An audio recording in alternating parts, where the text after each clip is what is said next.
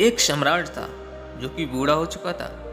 उसे अपने तीनों पुत्रों में से एक को सम्राट नियुक्त करना था, लेकिन सम्राट के सामने समस्या बहुत बड़ी थी, क्योंकि सम्राट के तीनों पुत्र बल, बुद्धि, राजनीति में तीनों ही कुशल थे। वह यह निर्णय ले ही नहीं पा रहा था कि अपना उत्तराधिकारी किसे बनाया जाए।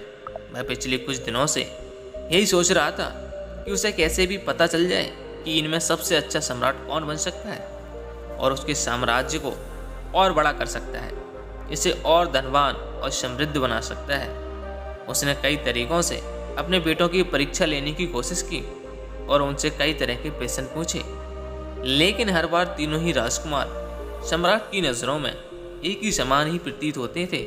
सम्राट की समस्या लगातार बढ़ती जा रही थी, लेकिन उन्हीं दिनों सम्राट के महल में एक बूढ़ा सन्यासी भिक्षा मांगने आता है।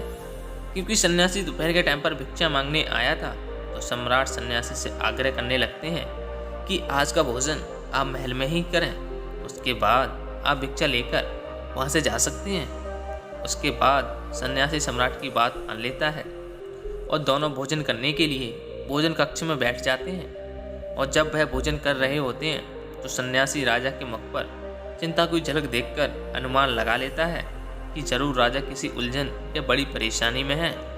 भोजन के समय जब सम्राट और सन्यासी आपस में बातें कर रहे थे, तो सन्यासी ने सम्राट से पूछ ही लिया, महाराज, कि मुझे ऐसा अनुभव हो रहा है कि आप बड़ी उलझन में हैं।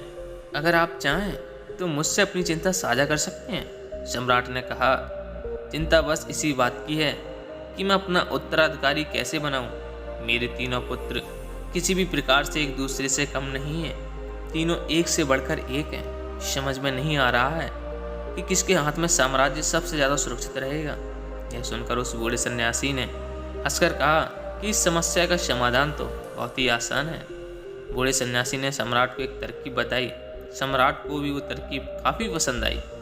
उसके बाद उस बूढ़े सन्यासी ने सम्राट से आज्ञा ली और वहाँ से चला गया। इस घटना के कुछ दिन बाद एक सुबह सम्राट ने अपने तीनों पुत्रों को अपने पास बुलाया और उन तीनों को गेहूं से भरा एक एक बोरा देते हुए कहा कि मैं तीर्थ यात्रा पर जा रहा हूँ। लौटने का समय निश्चित नहीं है, शायद 2 या 3 साल भी लग सकते हैं, लेकिन जब मैं लौटूं तब तुम तीनों को एक एक गेहूं का बोरा मुझे सुरक्षित वापस लौटाना होगा।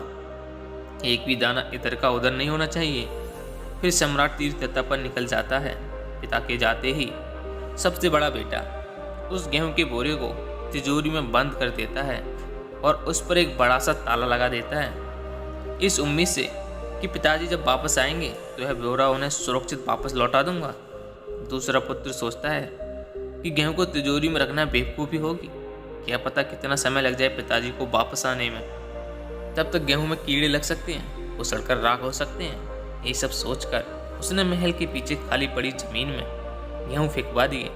यह सोचकर कि इतनी फसल तो हो ही जाएगी कि पिताजी को एक बोरा गेहूं वापस दे सकता हूँ। लेकिन वह कोई किसान तो था नहीं। उसने गेहूं को ऐसे ही फेंकवा दिया जैसे कोई किसान कभी नहीं कर सकता। उसने गेहूं को फेंकने से पहले ना तो यह जांच की कि जमीन बंजर है या उपजाऊ, और ना ही उसने जमीन की खुदाई करवाई थी, और ना ही उसमें से खरपतवार हटवाई थी, और ना ही जमीन को किसी भी प्रकार से तैयार किया था।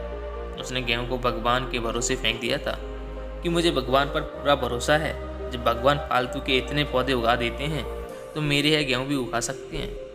अब सबसे छोटे बेटे ने सोचा कि गेहूं को तिजोरी में रखना तो बेवकूफ़ी होगी, पिताजी के आने तक तो गेहूं सड़कर राख हो जाएंगे, और ऐसे ही किसी भी ज़मीन पर गेहूं को फेंक देना तो बिल्कुल भी बेवकूफ़ी है। भगवान के भरोसे नहीं रहना चाहिए। फिर उसने एक किसान से बात की और उसके पास गया और उससे खेत को जुतवाया और उस खेत में से खरपतवार को हटाया। फिर उसमें गेहूं बोया और फिर उसमें समय समय पर खाद और पानी दिया। जब 3 साल बाद पिताजी वापस आए तो सबसे बड़े बेटे ने अपनी तिजोरी दिखाई। जब तिजोरी खोला तो वहाँ पर सिर्फ राख थी और कुछ नहीं था। पिताजी ने क्रोधित होते हुए कहा, मैंने तुम्हें जीवित गेहूं दिए थे जिनमें असीम संभावना थी, जो 3 वर्षों में लाख गुना हो सकते थे, लेकिन तुमने सभी जीवित दानों को मार दिया जिनमें विकास की संभावना थी। भला मैं तुम्हारे हाथों में राज्य देकर क्या करूँगा? तुम कुछ वर्षों में उसका भी यही हाल कर दोगे। सम्राट ने दूसरे पुत्र से पूछा, गेहूं के दाने कहाँ हैं? तो वह सम्राट को महल के पीछे उस बंजर जमीन पर ले गया जहाँ पर उसने दाने फेंक दिए थे, लेकिन वहाँ पर गेहूं का एक भी पौधा नहीं था। वहाँ पर केवल कुछ खरपतवार और कांटेदार कुछ पौधे जमे हुए थे। गेहूं के दाने फेंकने के बाद वह राजकुमार देखने भी नहीं आया था। पिता ने कहा, कहाँ हैं गेहूं के पेड़? राजकुमार ने कहा, मैंने तो यहीं पर फेंके थे, पता नहीं कहाँ गए। सम्राट ने पूछा, क्या तुमने गेहूं को बोने से पहले जमीन की जांच की थी, जमीन को तैयार किया था? बेटी ने शर्मिंदा होते हुए कहा, नहीं, मैंने ऐसा कुछ भी नहीं किया। मैंने सोचा कि जब ज़मीन पर इतने बड़े पौधे बिना बोए हुई ज़मीन पर पैदा हो जाते हैं तो मेरे गेहूं तो पैदा हो ही जाएंगे। सम्राट बोले, तो तुम भी इस राज्य को संभालने के लायक नहीं हो। जो इंसान बीज बोने से पहले यह भी नहीं देखता ज़मीन कैसी है, और वो बीज बोने के 3 साल बाद तक उसे देखने नहीं आता कि उसका क्या हाल है, वह इस राज्य के साथ क्या करेगा, मैं अभी साफ साफ देख सकता हूँ। सम्राट ने अपने तीसरे बेटे से पूछा, गेहूं कहाँ है? वह उनको एक बड़े से खेत के पास लेकर गया। जितना गेहूं सम्राट ने दिया था उसका हजारों गुना हो चुका था। खेत बड़ा से बड़ा होता चला गया। जितना भी गेहूं होता था वह उसे अगले वर्ष बीज के रूप में उपयोग कर लेता था। पिता यह देखकर हैरान रह गए कि उसके सामने एक विशाल लहराता हुआ गेहूं का खेत दिख रहा था, जिसमें जीवन था। इसकी सुगंध को हवाएं दूर दूर तक ले जा रही थी। सूरज की रोशनी जिस पर चमक रही थी और जिसकी हरियाली से आंखों को आनंद और मन को शांति मिल रही थी।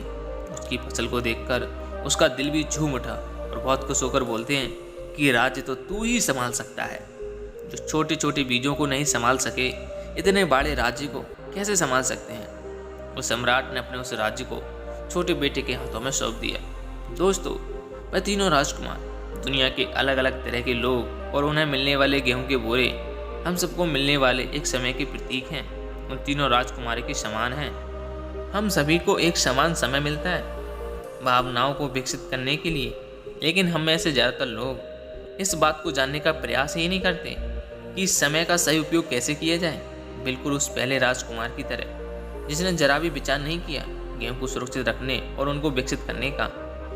इसी प्रकार ज़्यादातर लोग अपने समय को फालतू की चीज़ों में लगाकर उसका सही उपयोग ना करके अपने जीवन की सभी संभावनाओं को नष्ट कर देते हैं, मिट्टी कर देते हैं। कुछ लोग दूसरे राजकुमार की तरह होते हैं जो समय और अवसरों की कीमत तो समझते हैं, लेकिन कभी भी पूर्णता के साथ कर्म नहीं कर पाते। उनके हर प्रयास आधे अधूरे ही रह जाते हैं। अपने आलस्य, असफलता का डर, काम को टालने की वजह से ये हर काम में आधा अधूरा ही प्रयास करते हैं और जिंदगी भर असफलता का मुंह देखते हैं। ये सब कुछ जानने और समझने के बाद भी कभी कुछ सार्थक और महत्वपूर्ण नहीं कर पाते। बस कुछ ही विरले लोग होते हैं जो उस तीसरे राजकुमार की तरह होते हैं, जो अपने जीवन में समय और आने वाले हर मौके का भरपूर उपयोग करते हैं। ये कर्म योग में अपनी पूरी निष्ठा से लग जाते हैं। इनके मन में कोई संचय, कोई डर लंबे समय तक घर नहीं कर पाता। ये वो व्यक्ति होते हैं जिन्हें जन्म के समय से जो मिलता है उससे अपने अंत समय तक 1000 गुना करके संसार को वापस लौटा जाते हैं। तो दोस्तों, कैसी लगी ये कहानी कमेंट सेक्शन में हमें जरूर बताएं। अगर कहानी अच्छी लगी हो तो चैनल को सब्सक्राइब और वीडियो को शेयर करना मत भूलिए। मिलते हैं अगली कहानी में, तब तक के लिए अपना और अपनी फैमिली का ख्याल रखें। जय हिंद साथियों।